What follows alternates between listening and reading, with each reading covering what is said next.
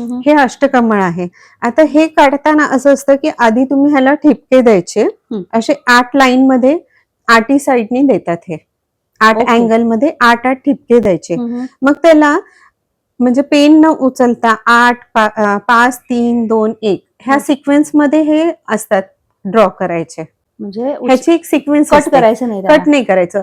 Pen किंवा आपण काही यूज करतो, ब्रश करतो, हम्म. त्यावेळेस आपल्याला उचलायचं नसतं. ते एका ओ. ठिपक्यापासून चालू केलं तर ते कंटिन्यू ते डॉट असतात, त्याची ती सिक्वेन्स असते 5 3 2 1. परत त्याची सिक्वेन्स 1 2 3 5. परत त्याची सिक्वेन्स 4 3 2 1 असं सिक्वेन्स मध्ये ते काढत जायचं. हा, त्याची ती स्किल आहे. ती माझ्या एका आजी सासूकडनं मी शिकले आहे. तर हे इम्पॉर्टन्स याचं असं असतं की तुम्ही धनतेरसच्या दिवशी असं मान्यता असते की लक्ष्मी सगळीकडनं जात असते. सकाळी ज्यांच्या घरासमोर हे आमच्यात म्हणतात की बाशी अंगत झाडायचं, साफ करायचं आणि तिथे हे लावायचं आणि ह्याच्यासोबत एक दिवा ठेवायचा.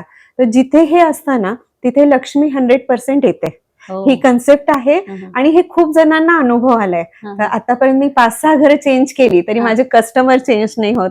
ते दरवर्षी हे घ्यायला येतात की ते म्हणतात नाही ह्याच्याने आम्हाला फरक पडतो. सुंदर. आणि मला हे जास्त आवडलं की ते ब्रश किंवा काय उचलायचं नाही आणि करायचंय. कारण आणि तू पण किती प्रामाणिकपणे त्याचं हे जपतीये.